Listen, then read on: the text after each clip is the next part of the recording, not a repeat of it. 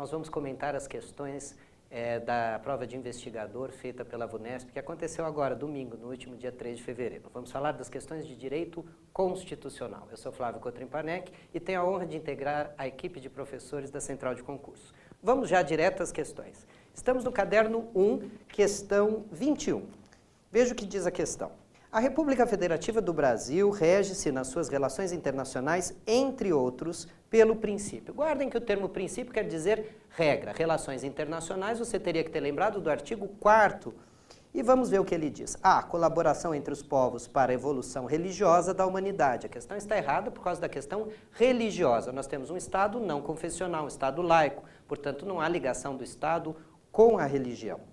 A questão B fala sobre construção de uma sociedade internacional livre, justa e solidária. Perceba que ele misturou os objetivos da República Federativa do Brasil no artigo 3º com os princípios do artigo 4º. A questão B está errada por isto, não é a construção, porque construir uma sociedade livre, justa e solidária é questão de objetivo, uma norma programática, não tem a ver com princípios.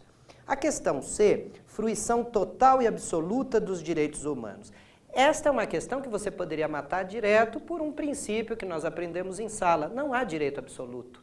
Não é? Então, toda questão que trata de questões absolutas, você já fica com o pé atrás, porque não tem nada que seja sempre, nunca, somente, apenas. Presta atenção nisso, porque isso é uma dica boa que pode te ajudar na prova. Na dúvida, nunca opte por uma questão que exclui as questões de exceção. Não é? Nunca, sempre, jamais, fuja sempre dos absolutos. Aí a questão de autodeterminação dos povos. É esta a resposta que você vai achar lá no artigo 4º, inciso 3º. É essa a resposta que ele quer. E a alternativa E, uso autorizado da força para a resposta de ataques terroristas internacionais. Isso fere profundamente o dispositivo da solução pacífica de conflitos, do princípio da não intervenção. Alguma coisa próxima à questão do terrorismo, no artigo 4º, estaria referente à questão do repúdio ao racismo e ao terrorismo, de forma que essa questão também, essa alternativa não cabe. Questão 21, a resposta é a D de dado, autodeterminação dos povos. Vamos para a questão 22, vamos ver aí na sua tela. Assinale a alternativa cujo conteúdo corresponde a um direito ou garantia fundamental previsto expressamente no texto constitucional. Primeira coisa que você tem que guardar é essa diferença que os nossos professores pontuam entre o direito e garantia. O termo garantia, ele vai ter 2 ou 3 significados diferentes na Constituição. No artigo 5º, o termo garantia se refere às ações propriamente ditas, os instrumentos processuais, ou o que a doutrina chama de remédios constitucionais, que seria a continuidade do discurso da proteção dos direitos. Eu te dou direito à informação e a garantia ao habeas data. Eu te dou direito à locomoção, a garantia ao habeas corpus, e te dou direito aos demais direitos líquidos e certos, você tem aí o mandado de segurança. Vamos ver o que ele pergunta nessa questão. Veja a alternativa A. Não será concedida a extradição de estrangeiro por crime político ou de opinião. Ok, já matei a questão aí. Artigo 5º, inciso 52. Cópia do texto constitucional. Alternativa B, vamos ver porque que ela está errada. Não haverá juízo ou tribunal de exceção. Lembrando que tribunal de exceção se confunde ou se diferencia, melhor dizendo, do tribunal comum em razão do critério de julgamento.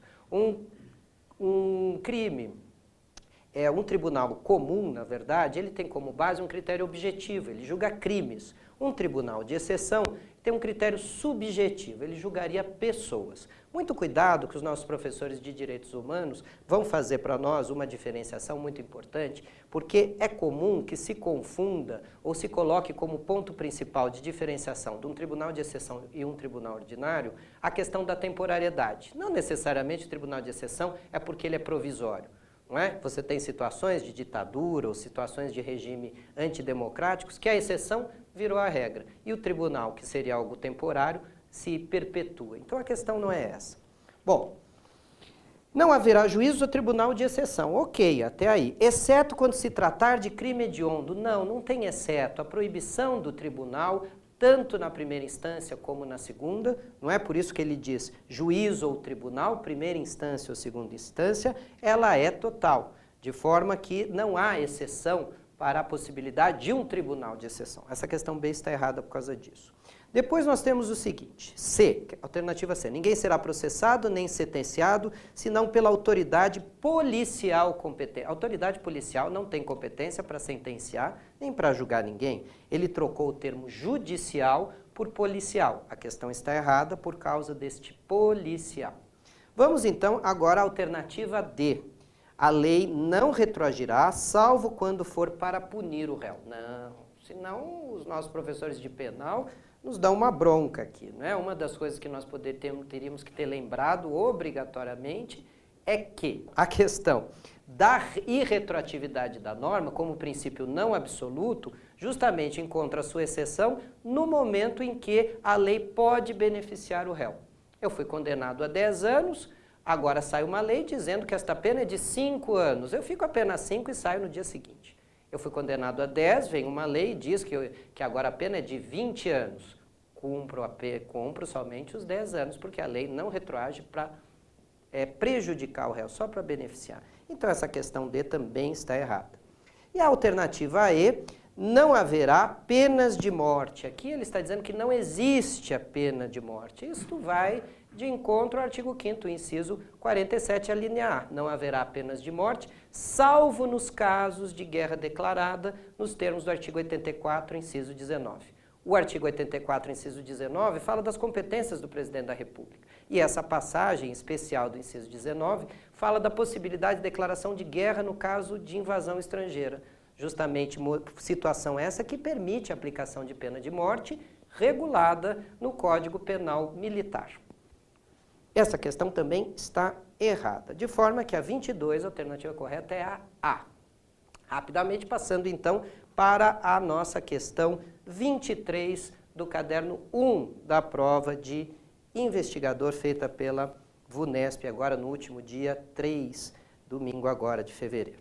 Sansão Herculano, brasileiro, médico veterinário, maior de idade. Foi preso em flagrante delito e levado à delegacia de polícia. Eu deveria ter grifado aqui médico veterinário para lembrar que ele é universitário. Maior de idade para lembrar que ele não estaria sobre a regulação do Estatuto da Criança e do Adolescente. Não é? E o flagrante delito para entender que é uma das possibilidades de prisão legal. E foi levado à delegacia de polícia, segundo o que estabelece o texto da Constituição. Presta atenção nisso, isso é muito importante. Toda vez que você tiver uma questão da prova que diz segundo o texto de lei, segundo a súmula, você tem que buscar uma questão que se relacione com o texto. Em regra, a questão mais adequada, a questão que o examinador quer, é aquela que está absolutamente idêntica ou de acordo com o texto constitucional. Na dúvida, opte sempre pelo texto mais próximo ao texto legal. Vejamos então o que ele diz. Vamos às alternativas. Alternativa A. Assistência da família e de um advogado. Então ele está falando sobre os direitos que essa pessoa que foi presa. Assistência da família e de um advogado. Ok, até aí tudo bem. Cela especial por ter curso superior. Perfeito. E uma ligação telefônica para a pessoa por ele indicada. Não existe passagem nenhuma da Constituição que se refira à ligação telefônica. Nós sabemos que a incomunicabilidade do preso é uma das proibições dadas pelo texto constitucional, mas não há referência expressa de ligação telefônica. Então essa não seria a alternativa que a gente deveria optar de cara. Veja a questão B. Ser criminalmente identificado, mesmo que possuir identidade civil. Está errado. O texto da Constituição se refere claramente à proibição de identificação criminal civilmente identificado. O que é o civilmente identificado? Se eu tenho um RG, se eu tenho uma carteira de trabalho, se eu tenho uma carteira funcional, eu não posso ser obrigado a fazer identificação criminal lá na delegacia. Lá é o que eles chamam de tocar o piano. Isto não. E se for obrigado, aí eu tenho um constrangimento ilegal, eu posso ter uma questão de abuso de autoridade. Então, isso aqui também torna errada essa alternativa B. Veja a questão C.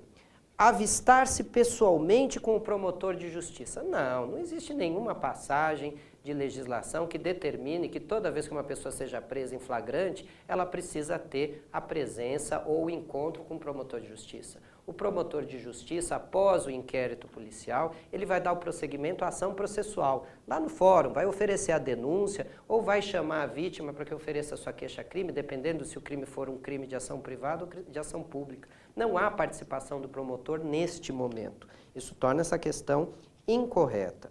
A D de dado fala relaxamento imediato de sua prisão se ela for ilegal. Veja, o relaxamento imediato da prisão é possível pela autoridade judicial. Até aí está correto, que inclusive pode fazer isto de ofício. Uma vez comunicada a prisão da pessoa ao juiz competente, verificando a irregularidade, ele pode e deve imediatamente mandar que se libere o preso em razão da ilegalidade. Mas a questão está errada no finalzinho dela, essa questão D, porque ele diz assim, permanecer calado, ok, e cela especial privativa. O direito à cela especial ao nível universitário é garantido, mas ela não é privativa, ele poderia dividir essa cela com outras pessoas. Isso também torna a alternativa D errado. Bom, só nos restou a questão E. Vejamos o que ela diz. Permanecer calado, ok. Identificação dos responsáveis por sua prisão e o que o juiz e sua família sejam imediatamente comunicados sobre sua prisão. É essa a questão. A resposta correta, então, seria a E. Você dá uma conferida no artigo 5º, no inciso 62. Depois nós vamos para a questão 24. Rapidamente lendo o texto, vamos aí na tela. Conforme estabelece a Constituição Federal, as funções da Polícia Judiciária de preservação da ordem pública cabem respectivamente. Então, grife aí, Polícia Judiciária e preservação da ordem pública. A resposta está prevista lá no 144. Você já vai direto na questão C, Polícia Civil e Polícia Militar. Veja, o Corpo de Bombeiros já é queimado aqui na primeira questão, não é? Porque ele colocou o Corpo de Bombeiros. A B não estaria correta porque ele colocou a Polícia Militar como Polícia Judiciária. E a alternativa D e E estão incorretas porque ele cita as guardas municipais, coisa que descabe em relação à questão proposta. Ok? Muito bem. Então a resposta da 24 é a C com base no 144 da Constituição. Vamos passar direto agora à questão 27. Com relação aos direitos políticos você já grifa, já lembra do artigo 14, está tudo lá, não tem nada que ele possa perguntar que você não tenha visto na sua aula, que você não tenha lido na Constituição. De acordo com os direitos políticos previstos na Constituição Federal Brasileira, é correto afirmar. Uma coisa importante para quando você estiver fazendo uma questão é sempre sair do enunciado da questão sabendo o que você quer. Você quer verdadeiro ou você quer o falso? Você quer o certo ou errado? Risque todos os enunciados que falem incorreto, salvo, exceto. Traduza tudo isso por uma linguagem mais simples, para que você não se confunda. 38% dos erros e confusões que você tem na prova é por um problema de não ter entendido a questão. Não raras as vezes você está procurando a resposta certa e diz, poxa, mas tem 2 certas, tem 3. Na verdade tem 4, porque ele quer errada. E você não entendeu o que ele está pedindo lá em cima. Então, risque, porque a nossa alfabetização ela é silábica, você tem o término das palavras. Então, incorreta, reta, daqui a pouco você está procurando a certa. Risca tudo isso, substitui por 2 palavras bem claras na sua mente, certo ou errado. E o que a gente quer nessa questão? A gente quer a certa. Veja lá. Alternativa A. Não podem alistar-se como eleitores os estrangeiros. Está certo, os estrangeiros são inalistáveis. E durante o período do serviço militar obrigatório, os conscritos. Perfeito, é essa a alternativa correta. Não é? Ele está falando dos inalistáveis. Lembrando que o serviço militar obrigatório é aquele, não é, onde eu tenho, no ano em que completar 18 anos, eu tenho a obrigação de ir lá me alistar. Ele não se refere aos militares.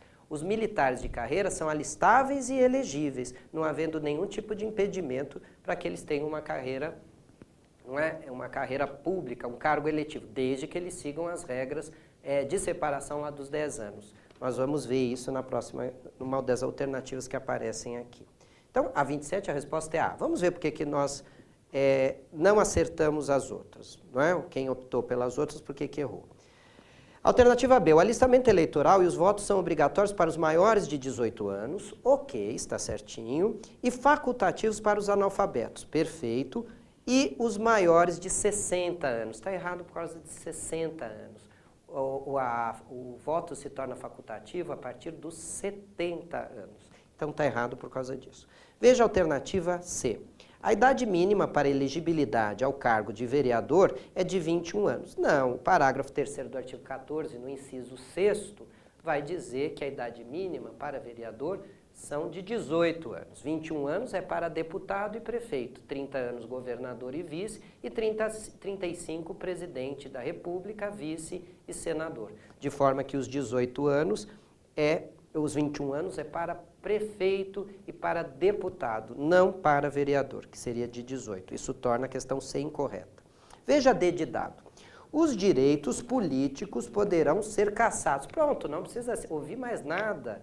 Se você pegar o artigo 15, que você deveria ter lido lá várias vezes, o artigo 15 vai dizer que os direitos políticos não haverá cassação de direitos políticos, de forma que está absolutamente incorreta essa questão.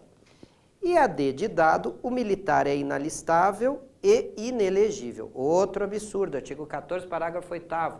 Os militares são alistáveis e elegíveis, mas você tem que lembrar da regra dos 10 anos. Se ele contar com mais de 10 anos, ele pode se candidatar no cargo e, se eleito no ato da diplomação, ele vai entrar para inatividade. Se contar com menos de 10 anos, ele tem que se afastar da atividade militar. Corre o risco de se candidatar, não ser eleito, mas está fora da atividade militar. Bom, então é isso, pessoal. Terminamos aqui. Foram essas as questões de direito constitucional. Um abraço para vocês, bons estudos e a gente se vê por aqui. Até lá.